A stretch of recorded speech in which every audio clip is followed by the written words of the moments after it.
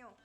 Alors, nous sommes déjà rendus au 3e atelier, hein? Alors, nous avons le plaisir d'accueillir pour cet atelier Maude Pinchot-Major. Alors, Maude est une spécialiste en éducation à la sexualité, ayant obtenu un baccalauréat en sexologie de l'Université de Montréal, si je ne me trompe pas. Elle cumule plusieurs années en intervention psychosociale et d'expérience comme formatrice et conférencière en éducation à la sexualité.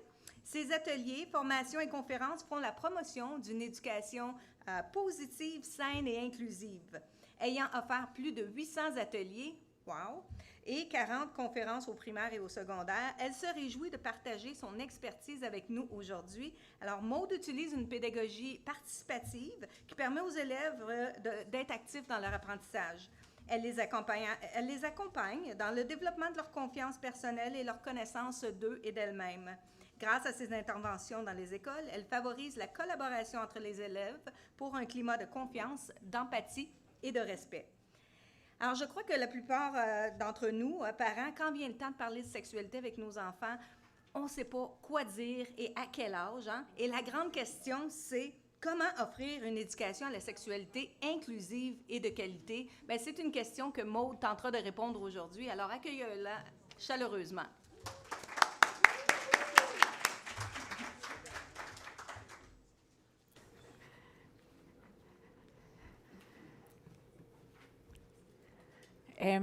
Ça, c'est pour les diapos. Je vais le tester avant.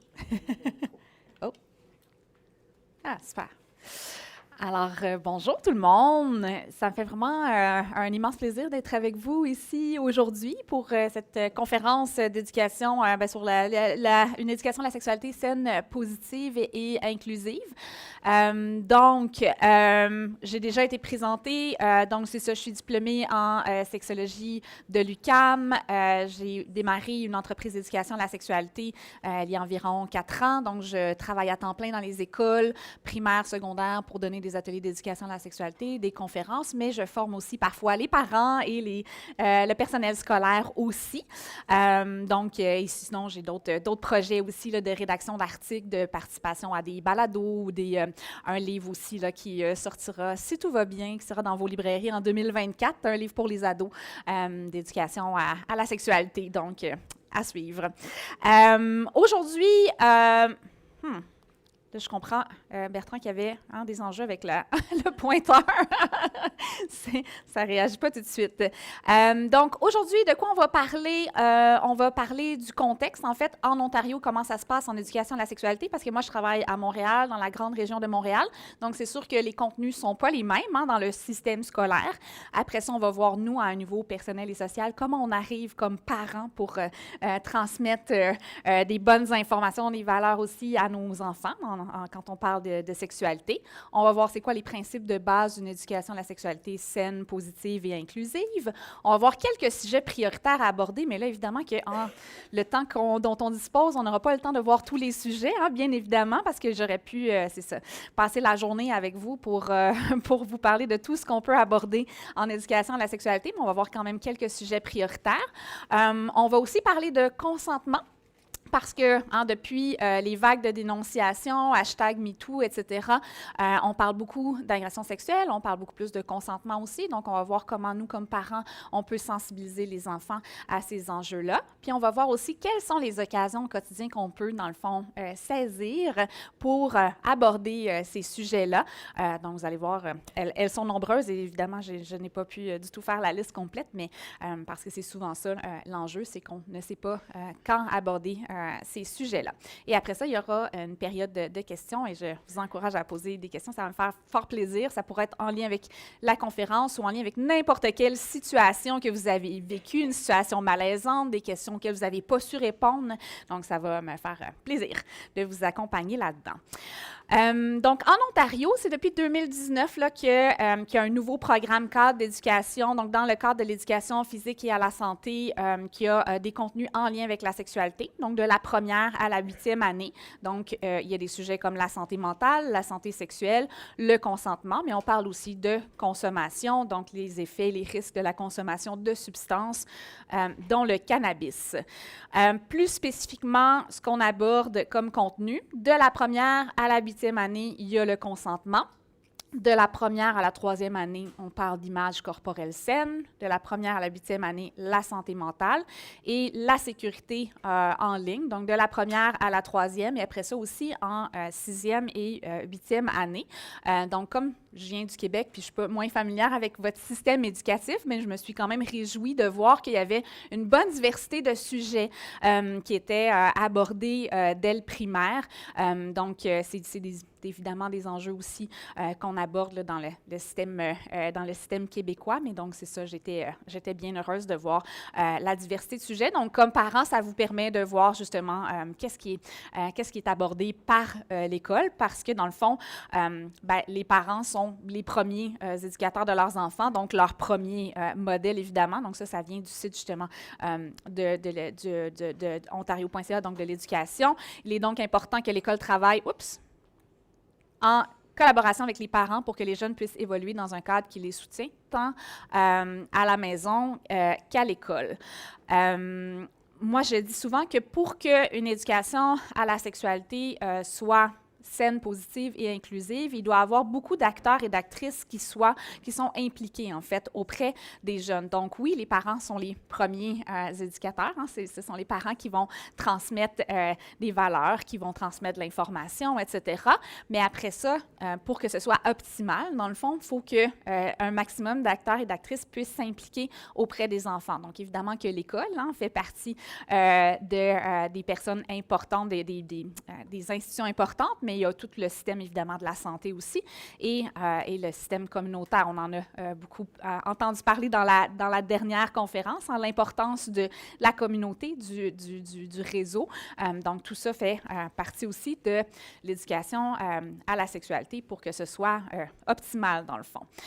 Quand on commence à parler de sexualité avec nos enfants, évidemment qu'on n'arrive pas neutre dans cette aventure-là. Hein. On vient avec un bagage, on vient avec notre propre éducation, on vient avec nos valeurs, les valeurs qui nous ont souvent été transmises par nos familles, nos parents à nous, et là que parfois on transmet à nouveau, ou parfois pas. Hein. Parfois aussi, on va prendre un recul, on va avoir un décalage par rapport aux valeurs qui nous ont été transmises. Donc, c'est important de faire ce travail-là, en fait, de prendre conscience. Et là, je vais, à la prochaine diapo, vous donner des questions auxquelles réfléchir, en fait, par rapport à tout ça. Dans le fond, voir d'où je viens, quelles sont les informations que j'ai reçues, dans quel contexte. Donc, c'est une bonne idée de se poser les questions, mais c'est quoi mon bagage, c'est quoi mes valeurs, c'est quoi mes croyances?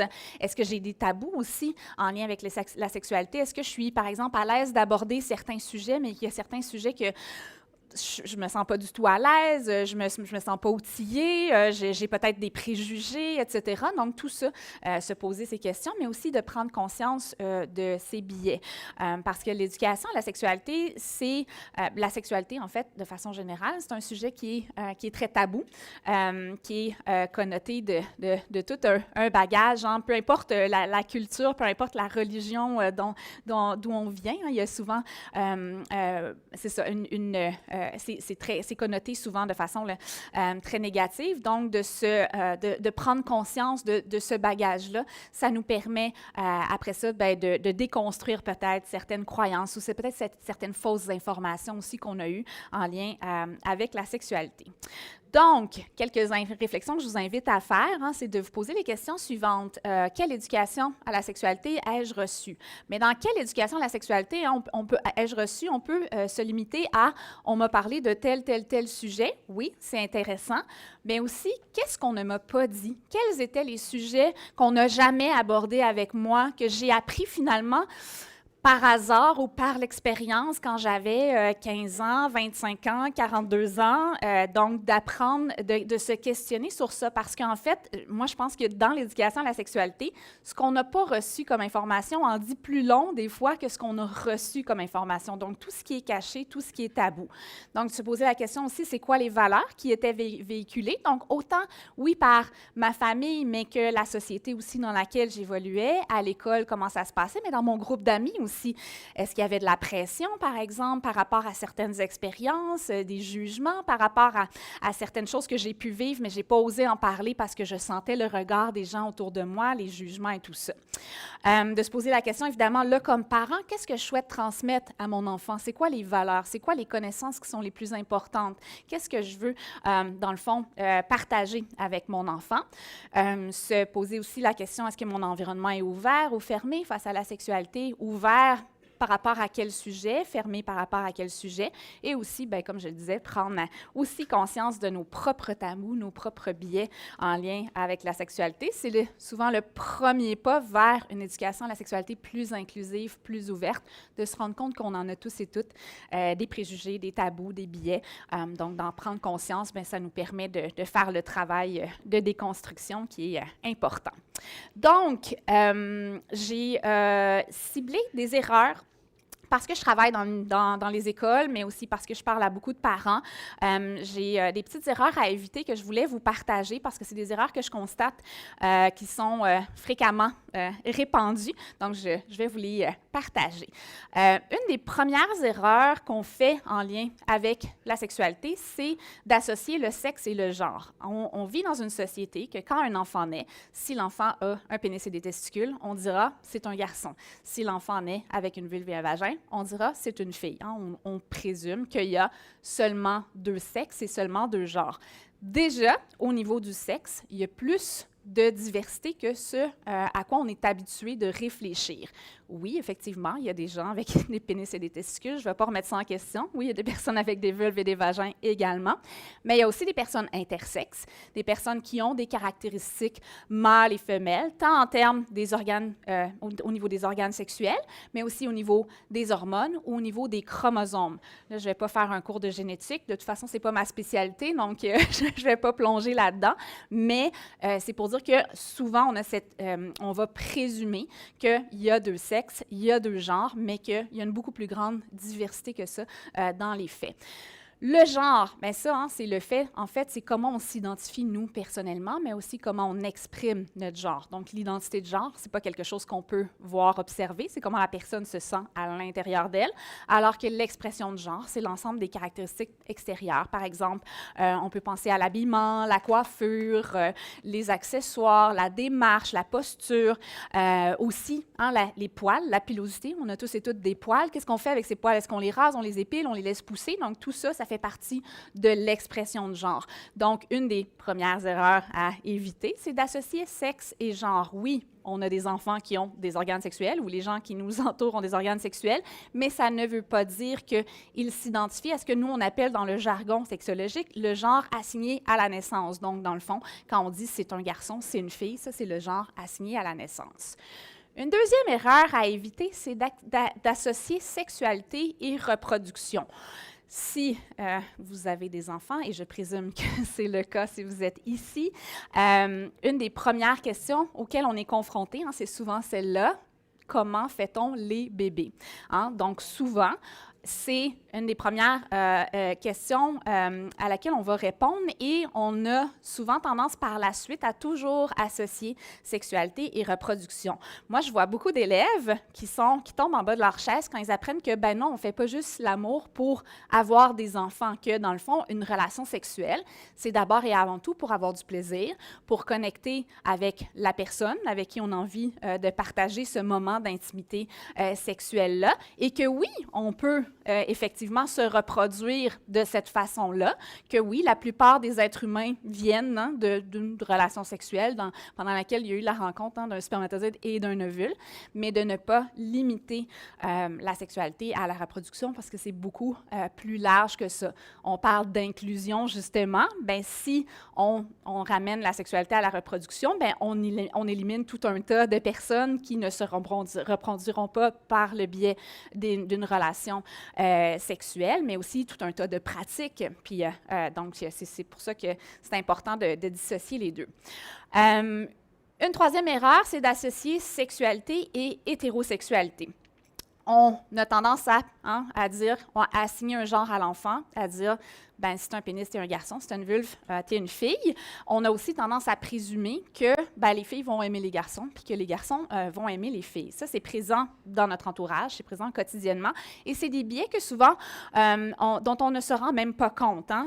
Dès la garderie, moi, j'ai entendu, en tout cas dans mon entourage, très fréquemment, dès qu'on s'adresse à un petit garçon, on va lui demander « As-tu une blonde? À une fille, as-tu un chum? » Et on continue à présumer de l'orientation finalement sexuelle ou romantique dès l'enfance. Et d'ailleurs, les jeunes au primaire se le font dire. Au début du primaire, souvent, l'élémentaire, pardon, au début de l'école, souvent, tout le monde joue ensemble, puis il n'y a pas de distinction. Et là, en grandissant, ça devient vraiment important que les filles jouent entre elles, les garçons jouent entre eux. Et là, quand des filles et garçons sont les meilleurs amis, soudainement, là, il y a plein de rumeurs qui vont circuler. « Ah, ça doit être son chum, ça doit être sa blonde. » Donc, tout ça, ça fait partie des choses, finalement, à déconstruire aussi. Une quatrième erreur à éviter, c'est tout simplement d'associer l'amour et le désir. Là, je parle pour des enfants évidemment plus âgés. Souvent, quand on aborde les premières relations sexuelles, les premières relations amoureuses, on a tendance à penser que ben, si tu as des sentiments amoureux pour quelqu'un, c'est aussi cette personne-là que tu vas désirer et vice-versa. Et là, les ados, de se retrouver tout perdus, ben moi, la première fois que j'ai eu du désir, c'était pour un ou une inconnue dans l'autobus, puis je le trouvais vraiment chaud, puis j'avais pas d'amour. Donc, de dire que ça se peut que l'amour et le désir, oui, viennent ensemble, que pour plein de gens, ce sera le cas, mais pas nécessairement non plus. Donc, de garder c'est ça en tête, dans le fond, que ce qu'on a vécu comme expérience, ce n'est pas nécessairement l'expérience que nos enfants vivront, mais aussi de penser que quand on leur transmet ces informations-là, ben, c'est comme si on les encourage à aller dans cette direction-là, dans le fond aussi, alors qu'on ne prend pas nécessairement en considération la spécificité de l'enfant, de son vécu, puis de ses besoins non plus. Une autre erreur à éviter, c'est de penser que les jeunes ne sont pas rendus là. Et ça, je l'entends pratiquement toutes les semaines dans les écoles, des profs qui me disent « Non, mais moi mes élèves sont immatures, sont vraiment pas rendus là. » Et là, de me faire poser des questions pendant l'atelier sur la pénétration anale. Puis là, le prof, la face qui lui tombe 2 étages plus bas, peut-être que non, peut-être qu'ils n'ont pas eu de relation amoureuse, peut-être qu'ils n'ont jamais vécu un premier baiser, mais ça ne veut pas dire qu'ils n'ont pas plein de questions puis plein d'informations sur la sexualité. Puis c'est pour ça que c'est important, comme adultes, de les accompagner dans tout ça, parce que les jeunes ont accès à tellement d'informations, à tellement d'images, à tellement de contenu sur Internet qu'il faut les accompagner, parce que sinon, ça va être ça, leur éducation à la sexualité, si nous, on ne s'en mêle pas comme adultes. Donc oui, souvent, les jeunes sont rendus plus loin que ce qu'on imagine, puis pas nécessairement dans l'expérimentation, mais ils vivent des attirances, ils vivent des sensations dans leur corps aussi, donc c'est correct aussi de dire, ben t'es peut-être pas rendu là, mais tu as les informations quand même si toi tu dis, mais moi ça m'intéresse pas, c'est correct, mais on en parle quand même. Une autre erreur aussi à éviter, c'est de parler d'une sexualité normale, parce que quand on parle d'une sexualité normale, on exclut en fait tout un tas de gens qui ne vont jamais se reconnaître, en fait, dans les exemples qu'on donne, dans les images qu'on donne. On parlait tantôt d'hétérosexualité. Si on ne donne que des exemples hétérosexuels, ben, un enfant qui se questionne, par exemple, sur son orientation, pourrait ne pas du tout se sentir reconnu, ne s'identifier dans les exemples dont on parle. Même chose en lien avec le genre. Si on ne parle pas aussi de diversité de genre, si on est toujours campé dans nos stéréotypes de masculinité et de féminité, bien, il y a plein d'enfants qui ne vont pas se reconnaître, dans le fond, dans les images, dans les exemples qu'on va donner. Une autre erreur à éviter, c'est de se baser sur la prévention des risques. Moi, quand j'ai fait mon école secondaire, l'éducation à la sexualité était beaucoup basée sur les ITSS, donc la prévention des ITSS. On nous montrait comment porter un condom, ça allait. On nous montrait comment éviter les grossesses non désirées. On parlait un petit peu de violence sexuelle, donc prévenir les violences sexuelles, mais ça se limitait pas mal à ça.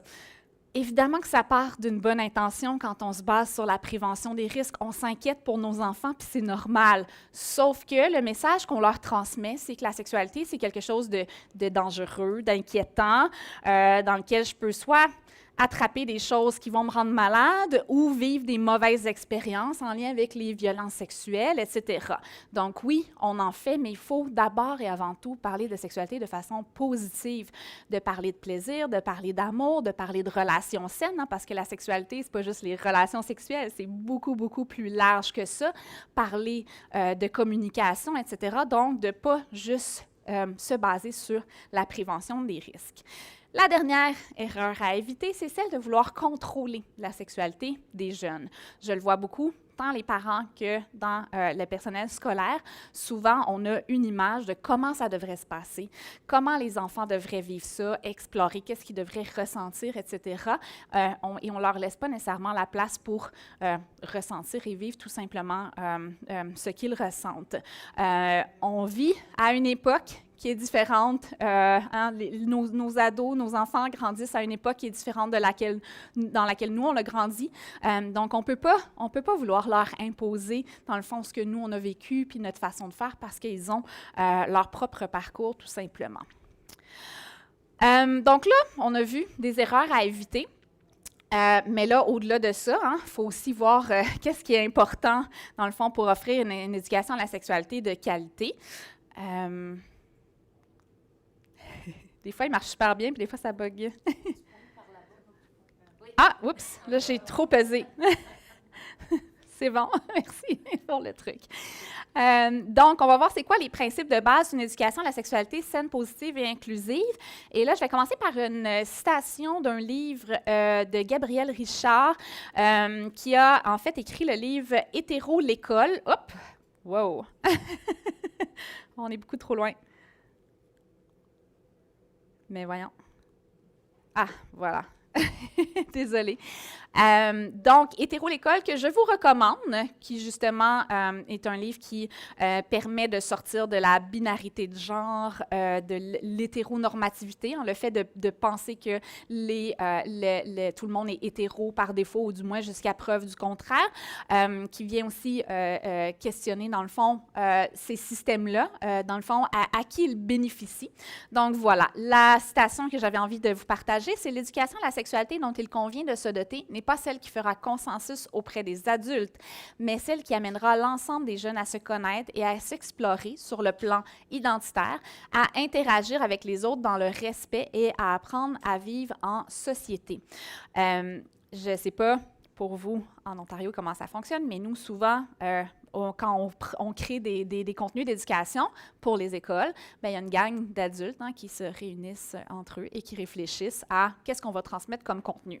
Évidemment que ça aussi, ça part d'une bonne intention, mais souvent, on oublie d'intégrer les principaux intéressés, c'est-à-dire les jeunes, les enfants, les adolescents, adolescentes qui vont bénéficier de ces contenus-là. Donc, souvent, c'est une des premières erreurs, c'est de choisir pour les enfants ce dont ils et elles ont besoin. Une éducation aussi à la sexualité qui est saine, positive et inclusive va prendre en considération les différentes dimensions de la sexualité. On a tendance, autant dans le milieu scolaire que comme parents, à se limiter à une, deux ou peut-être trois sphères, trois dimensions de la sexualité et à ne pas considérer, dans le fond, ce qu'on appelle la globalité de la sexualité. Donc, souvent, on va aborder l'aspect biologique, comment le corps fonctionne, la santé sexuelle. On va aussi transmettre, évidemment, nos valeurs, donc tout l'aspect moral, mais on oublie parfois d'aborder l'aspect relationnel, l'aspect socio-culturel, puis l'aspect psycho-affectif. Si vous souhaitez lire un peu plus là-dessus. Si vous demandez à Google, là, 5 dimensions de la sexualité, vous allez pouvoir lire un peu plus là-dessus, dans le fond, pour voir qu'est-ce que j'aborde, moi, quand je fais de l'éducation à la sexualité avec mes enfants. Est-ce que vraiment je couvre ces 5 sphères-là ou lesquelles j'ai tendance à aborder? Ça aussi, parfois, ça peut nous renseigner sur peut-être les biais ou les préjugés qu'on a, de dire « Ah, j'ai tout évité cette sphère-là, dans le fond, pourquoi? » Donc, voilà, je vous invite à aller vous renseigner là-dessus. Donc, une éducation à la sexualité qui est saine, positive et inclusive va aborder évidemment les relations saines. Parce que, de façon générale, ce qu'on veut, c'est que nos enfants soient heureux, heureuses, puis puissent s'épanouir. Et comment ça se passe? Bien, souvent, c'est par le biais des relations. On est les êtres humains, des bébites sociales. On aime ça, être en relation. Donc, apprendre à se connaître, apprendre à se questionner sur qui on est, qu'est-ce qu'on veut, mais aussi apprendre à communiquer, apprendre le respect. Donc, tout ça, c'est vraiment super important dans l'éducation à la sexualité.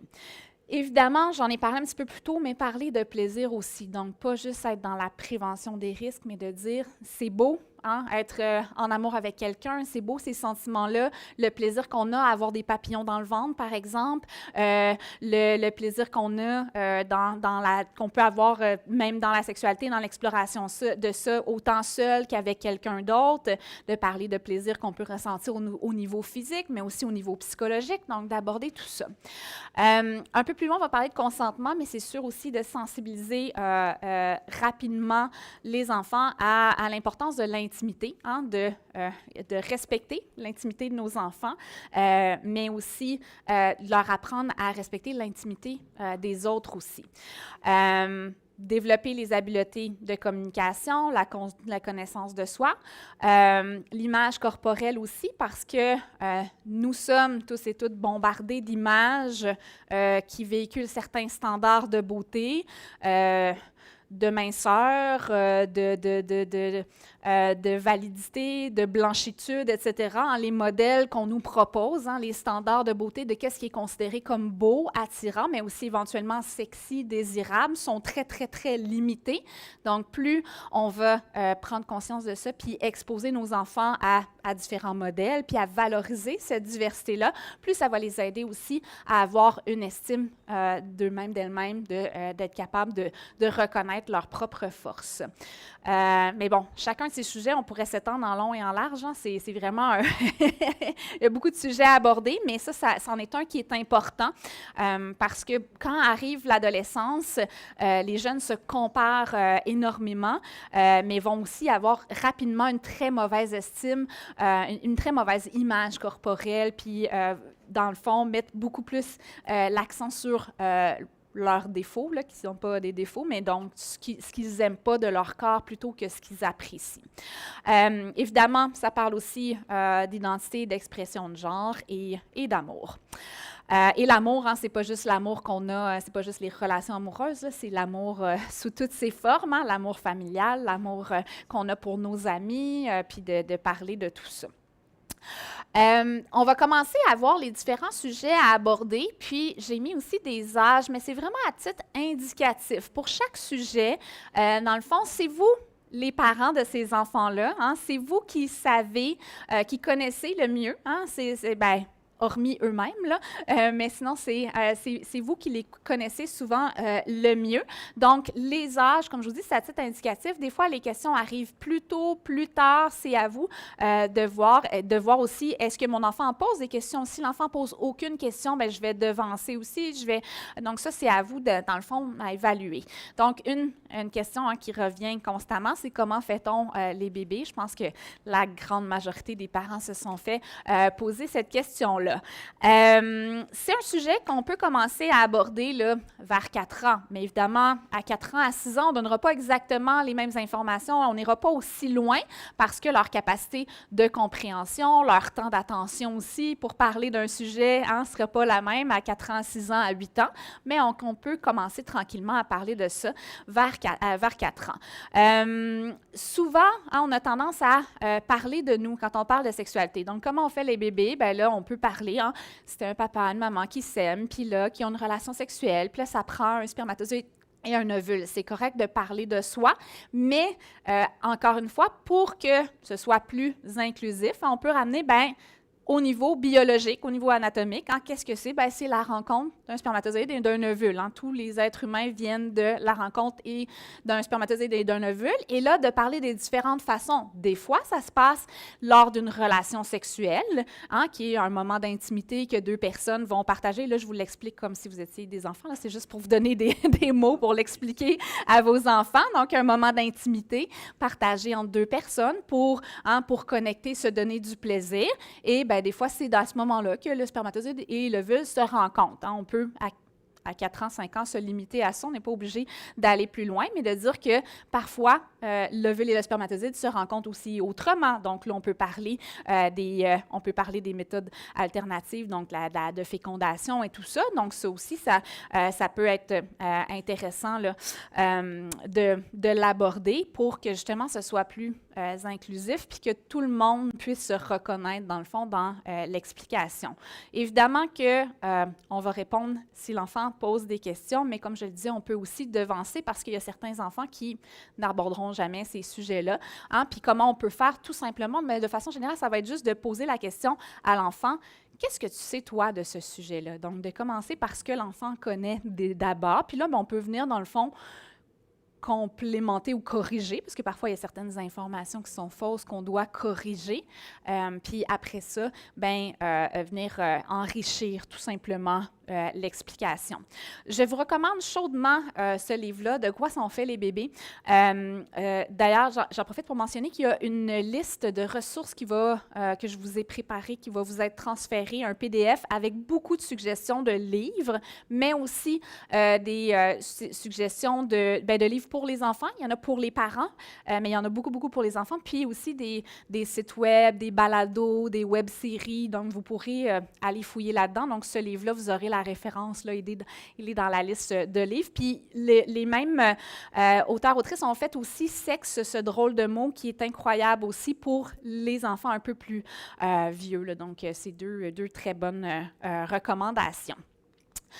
Après ça, un autre sujet à aborder, c'est la masturbation. Pourquoi? Parce que probablement qu'il y en a plusieurs personnes dans la salle, plusieurs parents à qui c'est déjà arrivé, un grand moment de malaise où l'enfant se frottait l'entrejambe sur un coussin ou sur le coin d'une chaise et là, toute la famille se regarde en disant « Mais qu'est-ce qu'on fait? Comment on réagit à ce moment de malaise? » C'est normal d'être mal à l'aise parce que c'est pas quelque chose qu'on est habitué de vivre, hein, de voir des gens se masturber, mais de se rappeler que c'est un comportement qui est absolument sain, c'est normal aussi, hein, d'exploration de son corps. Puis l'enfant n'a aucune pensée sexuelle à ce moment-là. C'est juste comme un bébé qui se met l'orteil dans sa bouche pour explorer son corps. Bien, c'est la même chose. Un enfant qui se masturbe, il se rend compte que quand je me frotte telle partie de mon corps, c'est agréable, j'ai des sensations qui sont le fun. Donc, si notre premier réflexe, c'est de paniquer, se rappeler que c'est ni sale, ni honteux, même si on ressent de l'inconfort. On a le droit de ressentir de l'inconfort, c'est correct, mais de ne pas transmettre l'inconfort ou de surtout jamais dire « ça c'est sale, va faire ça ailleurs » ou « arrête de faire ça, fais pas ça ». Donc, là, à ce moment-là, c'est là qu'on peut parler de la notion d'intimité. De dire ce que tu fais, hein, c'est, là, selon l'âge, mais dire ça s'appelle de la masturbation, puis c'est un geste qui est correct, qui est sain, mais c'est quelque chose qu'on fait dans l'intimité. Donc là, de dire, ça, c'est quelque chose qu'on fait, par exemple, dans la chambre, la porte fermée, ou dans le bain ou dans la douche, encore une fois, la porte fermée. Donc, c'est pas quelque chose qu'on fait en public. Et là, quand on dit c'est quelque chose qu'on fait dans l'intimité, c'est une bonne idée aussi d'aborder que ce qu'on fait sur Internet, c'est pas dans l'intimité, parce que des fois, les enfants grandissant vont, par exemple, avoir un ordi, un cellulaire ou une tablette dans la chambre. Et là, ils se disent, mais je suis dans l'intimité, je suis dans ma chambre, la porte fermée. Mais non, ce que tu fais sur Internet, c'est comme si tu le faisais dans un endroit public parce que à partir du moment où on partage des contenus sur Internet, on ne sait jamais où ces contenus-là peuvent se retrouver. Donc, ça, c'est important aussi de faire de la sensibilisation là, à ce niveau-là. Parce qu'il y a beaucoup de jeunes qui se ramassent à partager des photos et des vidéos à caractère sexuel parce que, justement, ils ne sont pas conscientes des risques, mais ils ne sont pas conscients et conscientes aussi à quel point ces contenus-là peuvent voyager rapidement puis être repartagés et tout ça.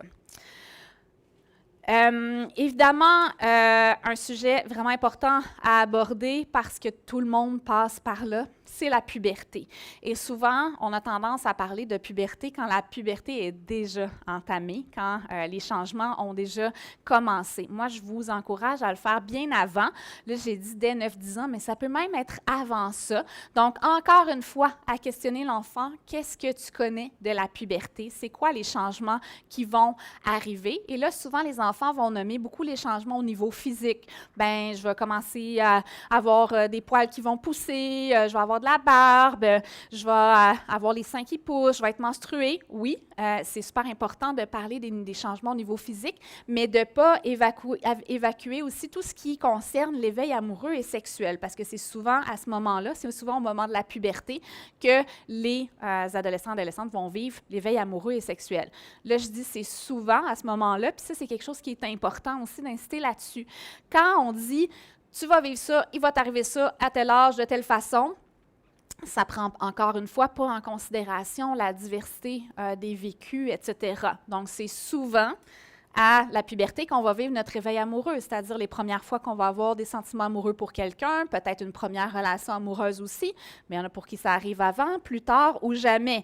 La même chose avec l'éveil sexuel, c'est la première fois peut-être que tu vas avoir des nouvelles sensations dans ton corps, envie d'explorer ces sensations-là, de te masturber et peut-être éventuellement d'explorer la sexualité avec quelqu'un d'autre, donc de dire ça aussi, souvent ça va se passer à la puberté, mais ça se peut que ça arrive plus tard ou jamais aussi, donc de juste, élargir l'éventail de possibilités. La sécurité en ligne, j'en ai brièvement parlé quand on parle d'intimité, mais ça, c'est vraiment un sujet à aborder. Et souvent, on se sent démuni comme parents parce qu'on n'a pas grandi avec les réseaux sociaux, on n'a pas grandi avec Internet, donc on ne sait pas comment accompagner nos enfants là-dedans. Pourquoi on parle de sécurité alors qu'on parle de sexualité? Bien, justement parce qu'il y a beaucoup de contenus qui vont leur être envoyés, des contenus sexuels, mais ils peuvent aussi eux-mêmes en chercher, mais aussi parfois partager des contenus. Donc, c'est important d'accompagner nos enfants là-dedans, de les informer, leur demander d'abord, c'est quoi les risques? Qu'est-ce qui peut se passer? Là, disons que tu es sur Internet, ça peut être quoi les risques? Donc, les questionner, leur faire parler aussi, parce qu'ils en entendent toutes sortes d'histoires à l'école. Une personne qui a partagé une photo, et puis elle s'est ramassée publique, puis là, toute l'école l'a vue, ou ses parents l'ont vue. Donc, tout ça, les faire parler de ces exemples-là. Je vous encourage évidemment à vérifier les paramètres de sécurité avec vos enfants. Rendus à l'adolescence, là, ils en connaissent beaucoup plus sur les technologies que nous, donc ils peuvent vraiment contourner là, les paramètres de sécurité qu'on met en place. Mais quand, avec les plus jeunes enfants, ça c'est une chose importante, expliquer aussi quand l'enfant ouvre, par exemple, un compte Instagram sur les réseaux sociaux ou autre, de l'accompagner là-dedans, de dire, bien là, tu peux choisir un compte public ou privé. On peut, comme parent, dire, moi, je veux que ton compte soit privé, là, on a le droit, là, mais d'expliquer pourquoi aussi, puis d'expliquer les risques, de dire, bien, si ton compte est public, n'importe qui peut t'envoyer des messages, n'importe qui voit ce que tu publies aussi. Donc, juste ouvrir le dialogue par rapport à ça. Je pense que c'est important aussi de les rassurer qu'on n'est pas là pour les chicaner ou les punir, mais les accompagner. Donc, s'ils reçoivent une image, un message ou une vidéo qui les rendent inconfortables, les inviter à nous en parler, qu'on ne va pas les chicaner, mais qu'on va, dans le fond, les aider là-dedans à dénoncer s'il le faut ou à tout simplement juste nommer comment on se sent, parce que des fois, on se sent bouleversé de voir des images qui sont tout simplement pas de notre âge, puis qu'on n'avait pas la maturité ou qu'on n'est pas prête ou prêt à voir. Puis de dire aussi à l'enfant que c'est jamais de sa faute. Si quelqu'un lui envoie des images à caractère sexuel, que si quelqu'un lui fait des demandes qui le rendent inconfortable, si quelqu'un insiste, fait des menaces pour recevoir des photos, des vidéos à caractère sexuel, de dire que c'est la personne qui fait ça qui est dans le tort et que c'est pas l'enfant qui est responsable de ça. Le dernier sujet à aborder, et encore une fois, un très important, mais pas toujours facile, parce que, comme je disais, la sexualité, on vient avec nos propres biais, nos propres tabous. En ce qui concerne la pornographie, souvent, on a beaucoup de biais, de tabous par rapport à ça, de jugements. On a tendance à l'aborder de façon très moralisatrice. Puis quand on adopte cette posture-là avec nos enfants, bien, ils vont avoir tendance à se fermer. Parce que si jamais ça les intrigue, puis si jamais ça les excite, bien, ils ne vont jamais vouloir en parler s'ils sentent qu'on a un regard très moralisateur et jugeant par rapport à ça. C'est normal de s'inquiéter de l'accès à la pornographie parce que c'est effectivement des images qui sont pas adéquates pour des enfants. Donc, c'est normal de s'en inquiéter, mais plutôt que d'aller, c'est ça, vers l'interdiction, la restriction, tout ça, de leur parler justement, de dire, bien, c'est normal que ça t'excite, c'est normal que tu sois curieux, curieuse, mais c'est des images qui sont faites par et pour des adultes, puis de parler des risques, dans le fond. Encore une fois, les faire nommer, qu'est-ce que ça peut être les risques, dans le fond, de voir ces images-là alors que tu as 10 ans, 12 ans, 15 ans, puis que, dans le fond, tu n'as pas commencé nécessairement à partager une intimité sexuelle avec quelqu'un, donc les amener à réfléchir. C'est bien aussi de leur transmettre des connaissances de base, que la pornographie, ça ne représente pas toute la diversité de ce qu'on peut vivre quand on a une relation sexuelle, qu'il y a un scénario, c'est un film, qu'il y a du montage, qu'il n'y a pas beaucoup de diversité corporelle, on ne voit pas non plus de consentement, c'est il y a beaucoup de violence sexuelle dans le consentement, leur dire que si toi, tu reproduis ça après ça dans tes relations intimes, tu pourrais commettre des violences sexuelles. Donc de les sensibiliser à ça, puis aussi les sensibiliser au fait que on voit très peu de sensualité, de communication, d'amour, de respect, puis que c'est ça qui fait la beauté de la sexualité au final, et c'est ça, donc d'avoir ce dialogue-là avec les enfants. Là aussi, je vous mets une référence qui s'appelle The Porn Conversation. C'est en fait Erika Loss, qui est une productrice de pornographie féministe et éthique, qui est basée à Barcelone, qui a elle-même des enfants et qui s'inquiétait justement de l'impact de la pornographie sur les jeunes.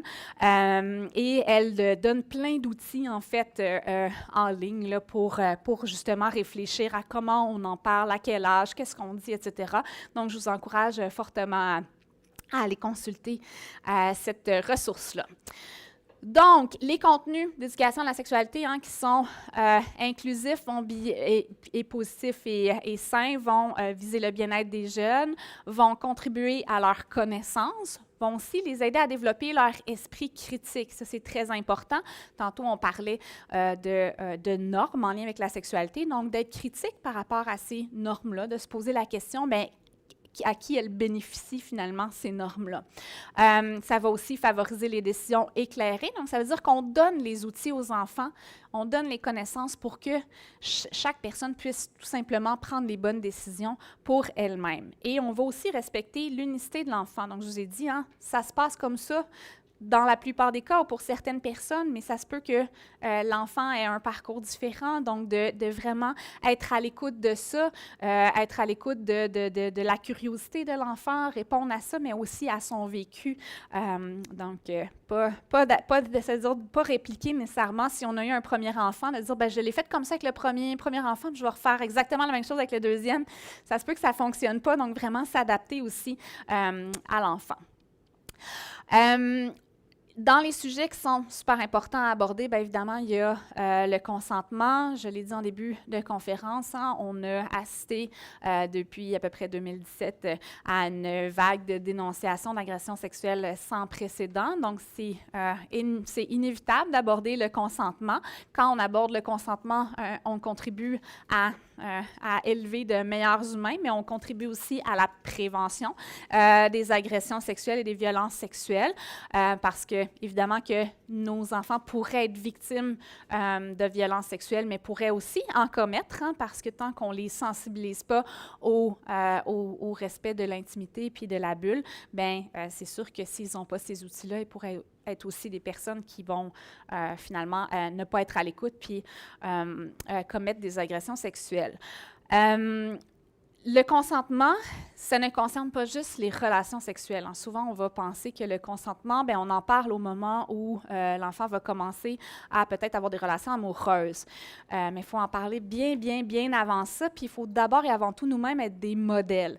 C'est-à-dire, jamais forcer les enfants à donner des bisous et des câlins, respecter leur intimité, respecter leur bulle aussi, tout en étant préoccupé de leur sécurité aussi. Là, évidemment, là, il y a des fois où on ne peut pas toujours respecter l'intimité parce qu'il y a des raisons sécuritaires. Là, mais sinon, vraiment toujours respecter la bulle et l'intimité des enfants. Ça veut dire aussi, quand on va dans des fêtes de famille, de ne pas forcer l'enfant à faire des bisous, à des câlins, à la famille, aux amis, à l'entourage.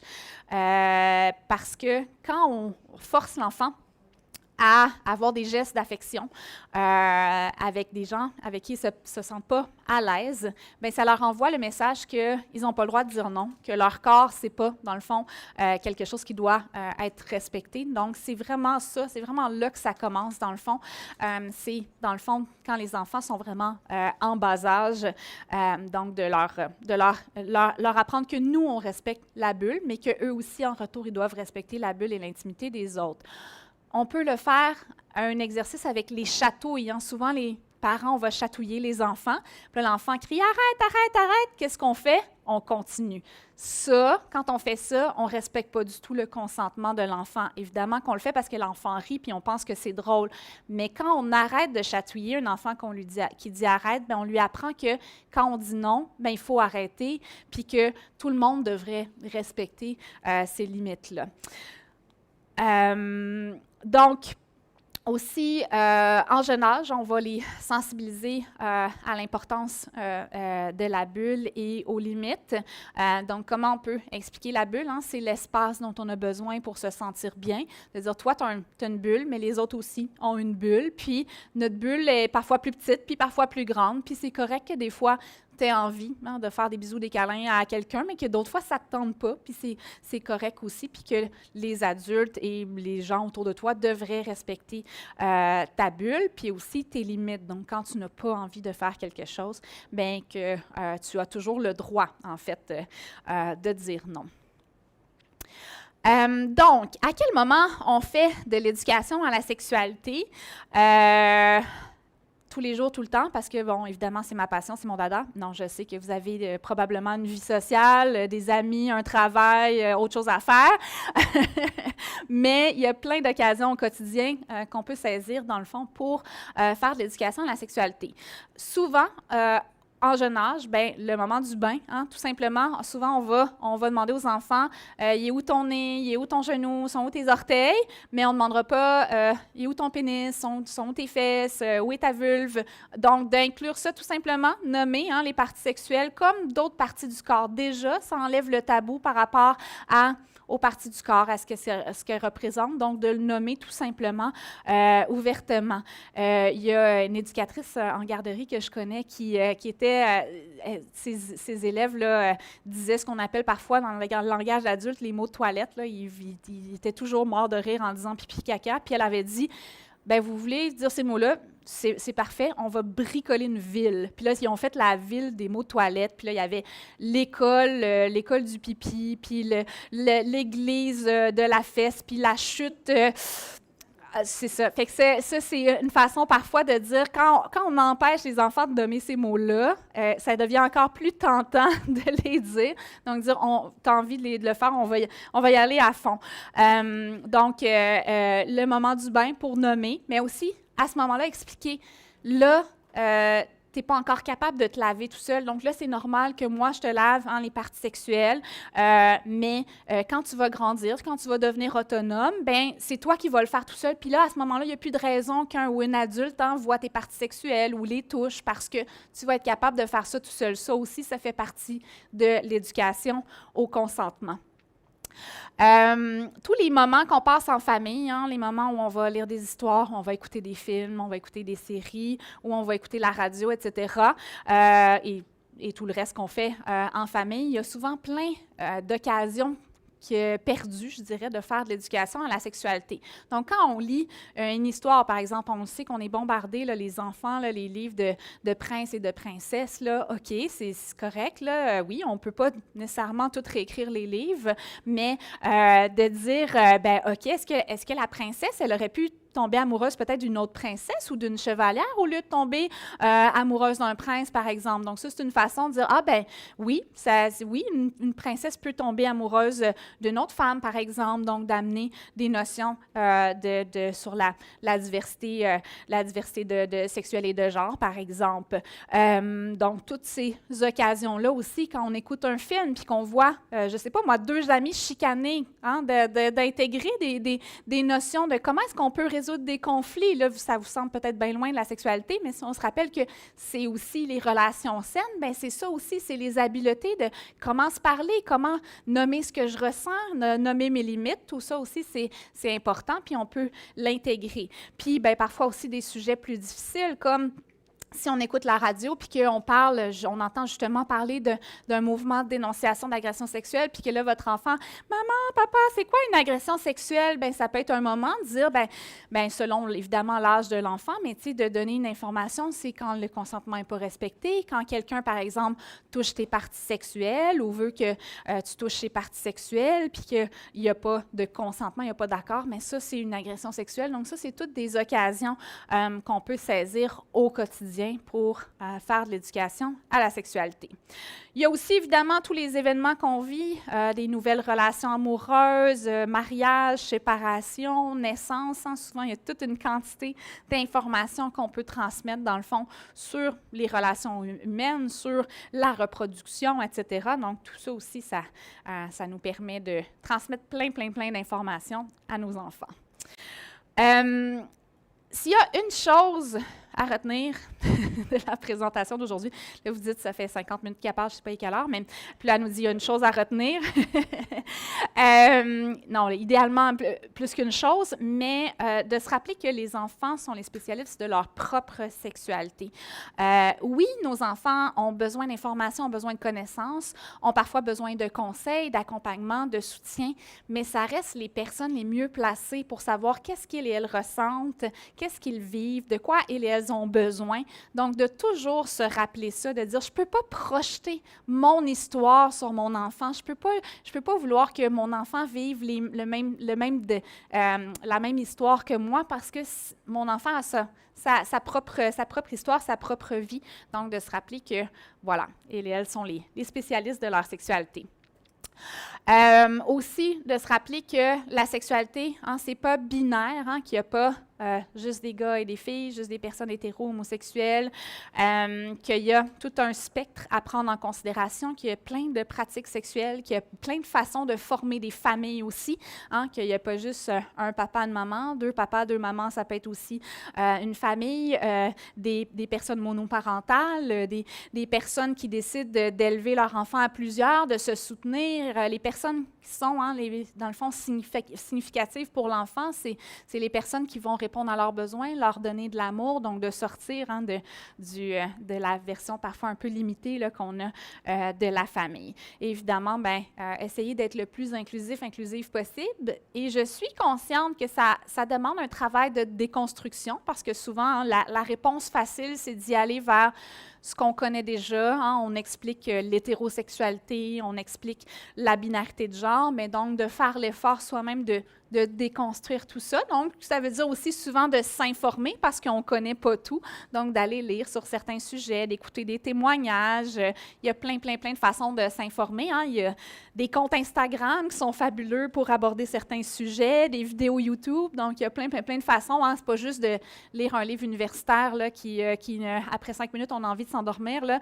Je dis ça, puis il y a des livres universitaires vraiment intéressants, là, mais je veux dire, il y a plein de façons très ludiques de s'informer qui n'impliquent pas de se faire bourrer le crâne là, de mots très longs et compliqués. Donc voilà, juste garder la curiosité. Donc, c'est quoi les habiletés à développer brièvement? Là, on va conclure là-dessus. Pour faire une éducation à la sexualité saine, positive et inclusive, d'être curieuse, poser des questions, remettre en question nos propres biais, nos propres préjugés. Oser aussi la vulnérabilité, hein, oser parler de certaines choses qu'on a vécues. Hein, la première fois qu'on a dit à quelqu'un qu'on l'aimait, comment on s'est senti fragile en dedans, comment on avait peur de la réponse de cette personne-là, d'en parler. Hein, les enfants vont être contents de dire « Ah, je ne suis pas tout seul à vivre ça, moi, mes parents aussi sont passés par là. » Faire preuve de sensibilité, d'ouverture, d'écoute. Donc, être là, je veux te parler de ces sujets-là, mais aussi d'être sensible à comment notre enfant le reçoit, à respecter son rythme aussi, ses questions et tout ça. Faire preuve de transparence et d'humilité. Hein. Ça veut dire aussi, si on n'a pas la réponse à la question, de dire « je ne le sais pas », tout simplement, je vais aller m'informer, je trouve ça important de répondre à ta question, je vais aller chercher l'information, puis je vais revenir, puis de revenir effectivement, là, de ne pas laisser ça dans le flou, mais de revenir effectivement avec la réponse. Et aussi, bien, tout simplement de saisir justement toutes ces opportunités-là qu'on a d'aborder les sujets. Je vais aussi vous donner un autre conseil, c'est d'oser, de vous lancer. C'est-à-dire qu'on a parfois tendance à attendre d'avoir le contexte parfait, d'avoir toutes les connaissances sur un sujet avant de l'aborder.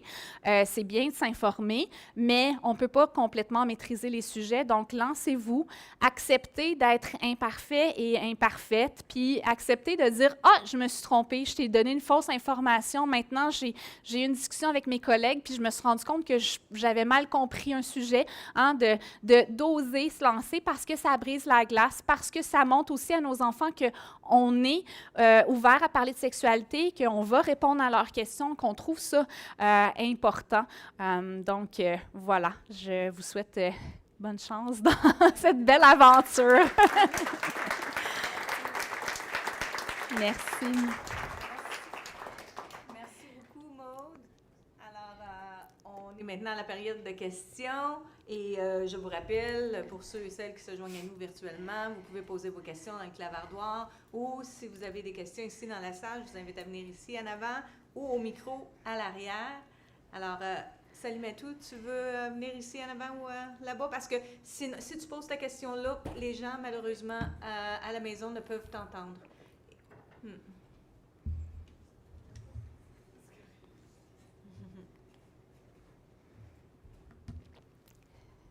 Bonjour.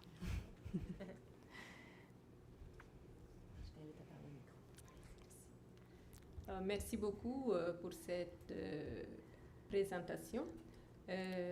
Mon nom, c'est Néné Salimatou Bari.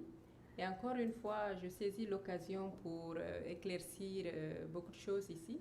Je suis très impliquée dans les activités des enfants, surtout dans les écoles.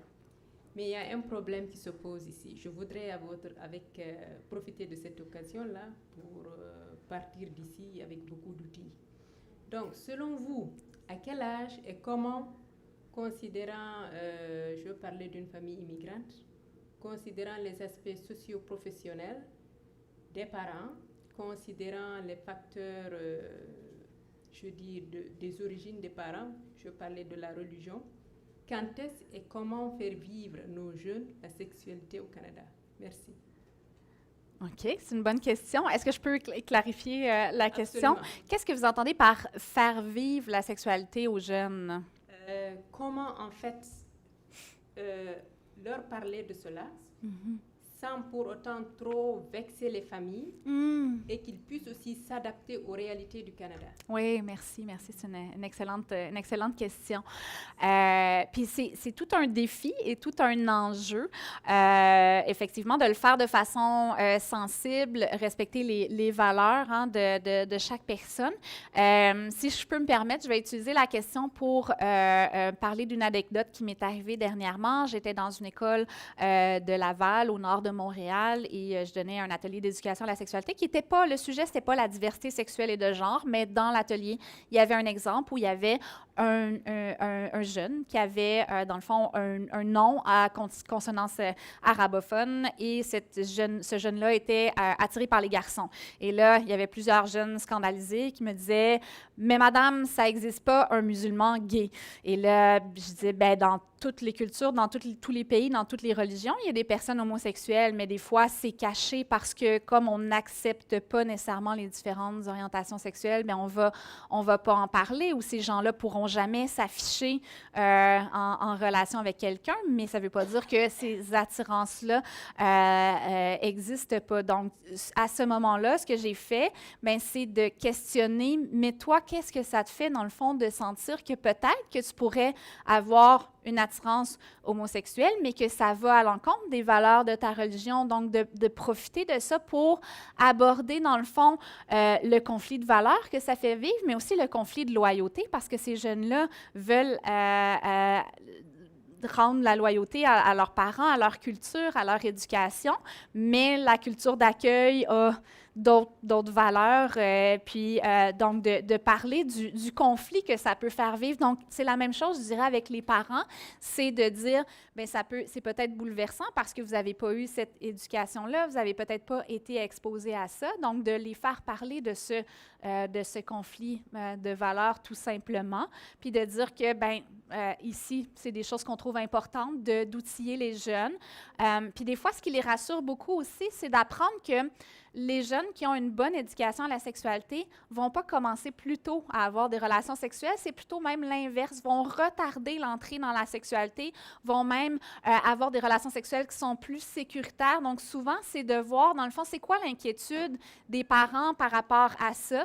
Donc quand on les questionne, bien souvent, on peut en venir à les rassurer tout simplement, puis à leur démontrer les aspects positifs puis les bénéfices d'une bonne éducation à la sexualité. Est-ce que ça répond à la question? Ça donne des idées. OK. Merci. Merci beaucoup, Maude. Quelle belle réponse. Ah, merci. Oui. Alors, Myrfat, est-ce qu'on a des questions dans le clavardoir? Non? Aucune. Alors, dans la salle ici, est-ce qu'on a des questions? Pendant que vous pensez à votre question, j'aimerais souligner que nous avons la présence ici, le privilège de vous accueillir, l'adjointe parlementaire de la ministre des Affaires francophones, Madame Kusendova. Oui, alors une grande alliée de la communauté franco-ontarienne. Alors, merci beaucoup. Bonjour. Oui. Alors, est-ce qu'il y en a qui se jettent pour des questions? Oui, bien sûr, Alice.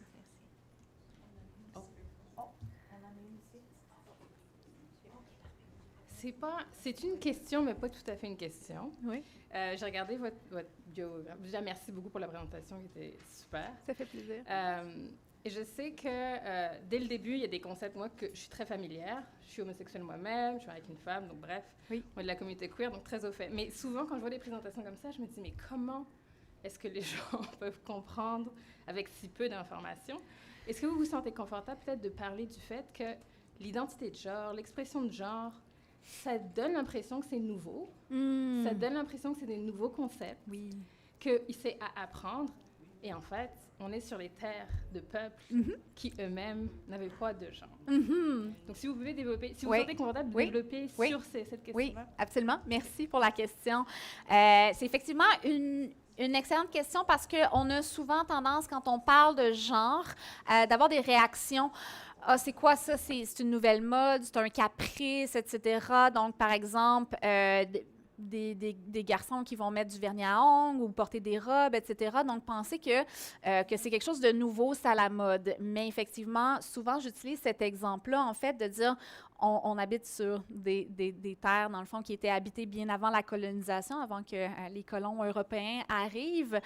Et chez les peuples autochtones, en fait, il y a ce qu'on appelle la bispiritualité, donc des gens qui s'identifient comme ayant une âme autant masculine que féminine. Donc ça, c'est quelque chose qui a toujours existé. Donc quand on se fait dire, ben, c'est quoi cette mode ou ce caprice-là, ben, de ramener ça, à dire non, ça a toujours existé. En fait, c'est plutôt que dans toutes les cultures, il y a souvent beaucoup de normes sociales, de stéréotypes de féminité puis de masculinité qui nous encouragent à se conformer à ces stéréotypes de genre-là, mais que finalement, il y a tout un éventail là, de possibilités finalement en dehors de la binarité de genre, donc le fait qu'il y a seulement des hommes et des femmes. Mais ça aussi, ça demande tout un travail de déconstruction parce que souvent, notre premier réflexe quand on voit quelqu'un, c'est de justement le mettre dans une case. Est-ce que c'est un homme? Est-ce que c'est une femme? Hein? Donc, souvent, c'est la première chose qu'on va, sans même s'en rendre compte, hein, qu'on va faire. Et quand on n'arrive pas à identifier, par exemple, une personne androgyne, hein, qui on ne pourra pas nécessairement identifier comme homme ou comme femme, mais là, souvent, notre cerveau panique un peu, puis on dit, on ne sait plus comment s'adresser à la personne, avec quel pronom, avec quels adjectifs, etc. Surtout que dans la langue française, hein, tout est féminin ou masculin, donc ça vient encore plus renforcer ces stéréotypes de genre-là. Donc, c'est ça, c'est tout un travail là, de déconstruire cette binarité-là. Mais c'est ça, comme vous dites, on ne peut pas régler cette question-là en 1 heure parce que c'est vraiment c'est un long processus là, de prendre connaissance de tout ça. D'ailleurs, je ne l'ai pas mis dans les outils, j'ai oublié de le mettre, mais il y a la licorne du genre aussi qui peut aider justement pour expliquer les concepts, autant l'orientation sexuelle que romantique, que le genre, que même au niveau du sexe, donc les organes sexuels. Donc, justement, sortir de cette binarité-là puis d'élargir le spectre, ça peut être un bon outil à utiliser. Oui. Merci beaucoup. Alors, on a une question de la part de notre vice-présidente du conseil d'administration de parents partenaires en éducation, Mme Nancy Massy. Hein? J'en profite pour vous la présenter en même temps. Merci, Madame. Merci. Il y avait une raison pour laquelle je suis en arrière. Bon, j'avais une question. J'ai trouvé quelque chose, un point, puis ça a fait un déclic. J'ai 2 enfants, un de 18, une de 14. Puis, chez nous, ça a toujours été un sujet très ouvert, qui est discuté de mon mari et de moi-même. Donc, c'est un sujet qui est ouvert. Les enfants on jase ensemble, puis c'est correct. Quelque chose que j'ai remarqué, c'est que ma fille, bon, c'est pas le bon mot, mais elle est beaucoup plus prude, puis elle est très réservée, puis il y a des questions qu'elle veut pas, elle répond pas, ou il y a des choses qu'elle fait pas. Puis quand on t'a parlé de la puberté, puis t'as dit plus tôt, plus tard ou jamais. Puis là, je me dis, à quel moment, moi, en tant que parent, parce que des fois, je me dis, bon, c'est peut-être quelque chose que je fais qui est pas correct, qui fait que elle veut pas en parler, ou elle veut même pas explorer, ou elle est pas curieuse, ou quelque chose. Puis là, je pensais que c'était quelque chose que moi, en tant que parent, que je faisais de pas correct. Mais à quel moment est-ce que moi, je devrais la laisser aller dans son cheminement, ou est-ce que je continue de pousser ou poser des questions? C'est quoi ça devrait être quoi mon approche à ce moment-là?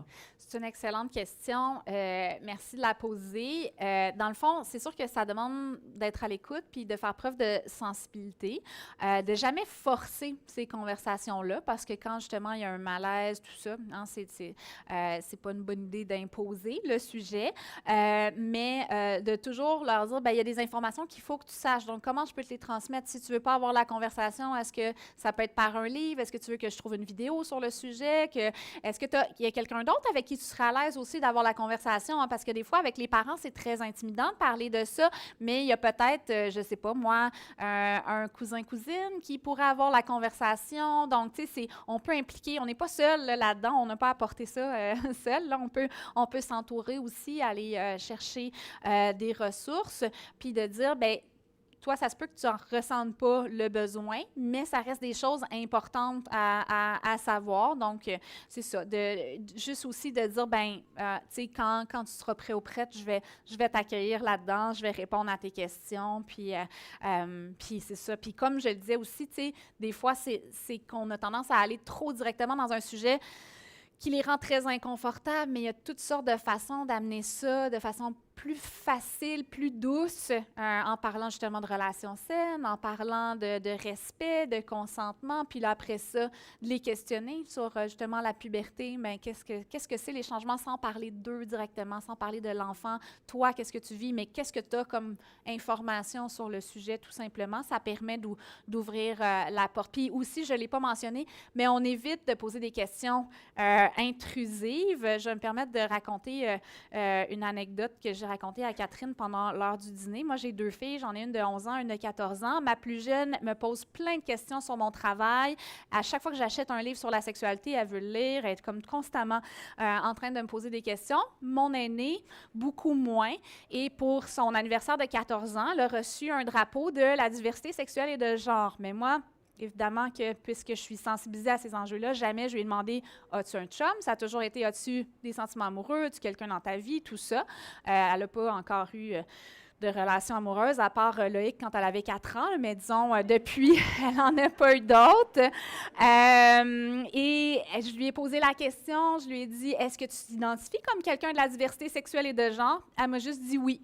Fait que je ne sais pas si c'est en termes de genre ou en termes d'orientation. Puis j'ai dit, ben, je suis là pour en parler n'importe quand. Si tu as envie de te confier, je vais être là tout simplement. Donc, tu sais, c'est à elle, après ça, à venir me voir puis à me parler de ce qu'elle vit, ce qu'elle ressent. Mais elle, bien évidemment, elle sait que je suis ouverte à parler du sujet. Mais donc, c'est ça, je respecte aussi parce qu'elle est plus, vous avez utilisé le terme prude, elle est plus timide, plus prude en lien avec ces sujets-là. Donc, c'est ça, je vais tout simplement respecter son rythme. Est-ce que ça répondait à la question? OK, merci. Merci beaucoup, Nancy. Hey, c'est drôle parce que moi, ça me fait réaliser, puis dans mon quotidien, je travaille pour outiller, éclairer et accompagner les parents dans leur parcours de premier éducateur. Puis là, je viens de réaliser que mon rôle à moi, c'est d'éclairer, outiller et accompagner mes enfants dans toutes les dimensions de leur vie, dont la sexualité. Fait que merci beaucoup, Maude, de m'avoir appelé puis de m'outiller un petit peu mieux. Puis justement, la question là-dessus, là, avec les adolescents, ça me parle beaucoup parce que moi, j'en ai 3 à la maison. Alors, merci beaucoup, Maude. Ça fait vraiment plaisir. Merci beaucoup. Merci tout le monde.